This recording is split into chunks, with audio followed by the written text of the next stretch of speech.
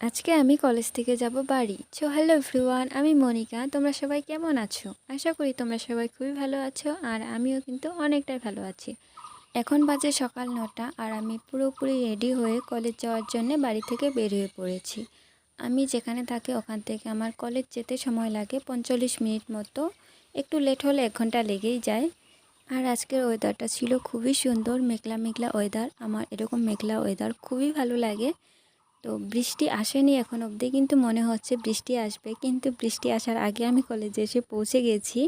কলেজে এসে দেখি আমাদের ক্লাসের শুধু একজন স্টুডেন্ট এসেছে, সে বাইরে দাঁড়িয়ে আছে। আমি এখন রুমের ভিতরে একাই আছি, তার জন্য আমিও বাইরে চলে আসলাম। যেহেতু আজকের ওয়েদারটা খুবই ভালো লাগছিল, তার জন্য বাইরে এসে অনেক সময় দাঁড়িয়েছিলাম।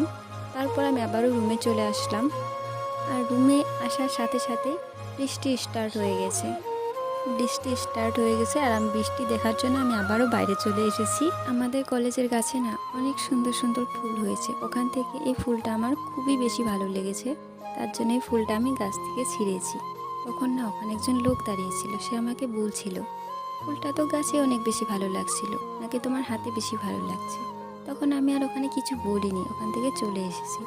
তারপর আমি ভাবলাম, সত্যি কিছু জিনিস আমরা দূর থেকে দেখে খুবই ভালোবাসি, তারপর সেটাকে আমরা নিজের করে পেতে চাই। যখন সেটাকে আমরা নিজের করে পাই, তখন সেটাকে আমরা কিছু সময় খুব আগলে রাখি, যত্নে রাখি, কিন্তু তার কিছু সময় পর সেটাকে আমরা ফেলেই দিই। সেটার প্রতি আমাদের ভালোবাসা কমে যায়। সেটা শুধু ফুলের ক্ষেত্রে নয়, কিছু কিছু মানুষের ক্ষেত্রেও হয়। অনেক কথা বললাম তোমাদের সাথে, আমি কিন্তু বাড়ি পৌঁছে গেছি। আজকের মতো তোমাদেরকে টাটা।